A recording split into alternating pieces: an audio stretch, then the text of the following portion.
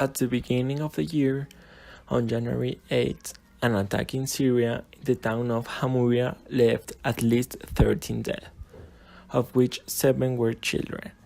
They were killed by airstrikes and artillery fire near Damascus, where it is bombarded on a daily basis. The bloodiest bombings were against the town of Hamuria, where 13 civilians, including 7 children, died, according to the Syrian Observatory of Human Rights, which accuses the Russian ally of bloody attacks in the region. In the first picture, we can see how the injured people are rescued from the rubble. In this other picture, we can see how a child is rescued. In this other picture, we can see how a Syrian civil volunteer known as the White Helmets carries a bloody woman after removing him from the rubble after an air attack. And here you can see the result of the brutal attack. One day later, the Turkish Humanitarian Foundation said that 100,000 Syrian civilians ran out to the Turkish border last week, and an estimated of 400,000 will go there as the attacks continue.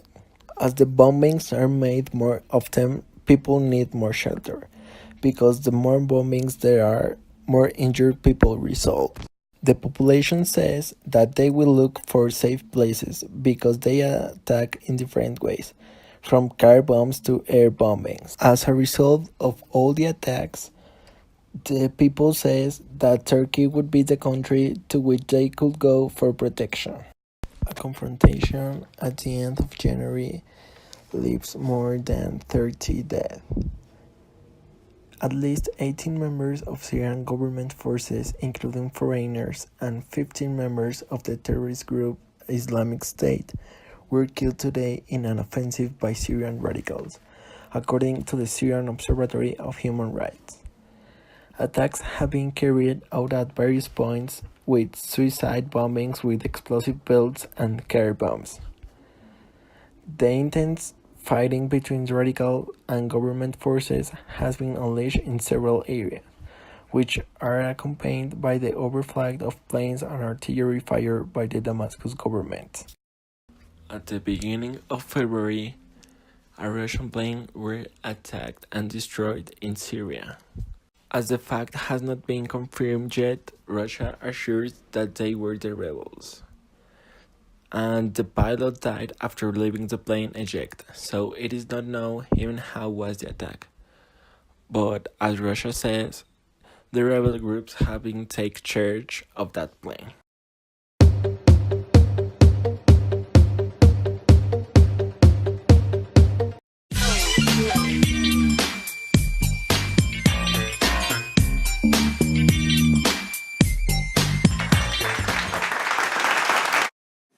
Hi everybody and welcome back to the news. On February 6th, airstrikes on residential areas of Douma reportedly killed at least 31 civilians, according to the United Nations. The High Commissioner for Human Rights, Said Rad al-Hussein, called Saturday for urgent international action after a week of soaring violence and bloodshed, mostly caused by airstrikes, in the opposition-held eastern Ghouta and Idlib regions of Syria. The past week has been one of the bloodiest periods of the entire conflict, with wave after wave of deadly airstrikes leading to civilian casualties in areas of eastern Ghouta and Idlib, Sid said. February the 10th, the Israeli Prime Minister Benjamin Netanyahu said his nation dealt severe blows to Iranian and Syrian forces following the weekend downing of an Israeli fighter jet over northern Israel. The Prime Minister said Israel would do so again if necessary. We made it unequivocally clear to everyone that our rules of action have not changed one bit. We will continue to strike at every attempt to strike at us. This has been our policy and it will remain our policy, Netanyahu said.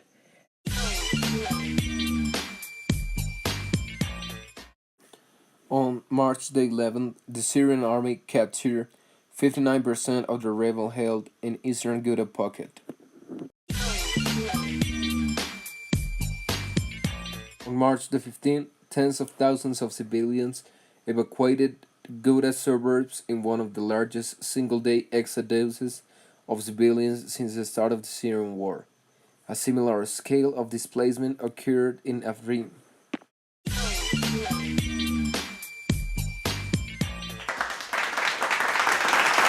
And in March 22, in bold, Turkey pushes deeper into Syria, but risks abound. After 2 months of uncertain fighting, Turkey appears suddenly to be riding high in its military campaign to take control of a larger piece of northern Syria. Along the border, studded with spring flowers and pistachio and olive groves, the artillery guns and fire jets that until recently pounded the low mountain have fallen silent since Turkish forces captured the enclave of Afrin last weekend. Hi everyone, welcome to the news.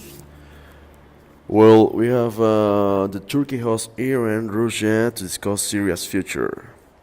On April 4, Iranian President Hassan Rouhani attended a trilateral summit with his Turkish and Russian counterparts to discuss the path forward in Syria. As expected, the trip gained the attention of the Iranian media and foreign policy analysts in Tehran. This is the second trilateral summit for the three presidents. In November, Vladimir Putin hosted Rouhani and Recep Tayyip the Erdogan in the Black Sea resort town of the Sochi to discuss the Syrian issue. Government-run newspaper in Iran wrote in April 4 that the trilateral meeting in Ankara is important due to the recent positive and negative developments in Syria. And in 8th of April, Trump and others condemned a chemical attack in Syria that Russia calls a hoax.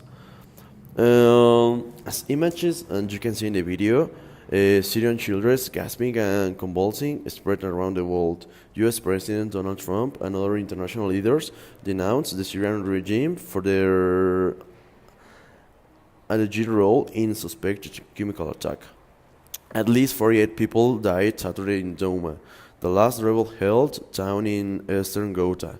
The White Helmets Rescue Group and the Syrian American Medical Society say that in a joint statement.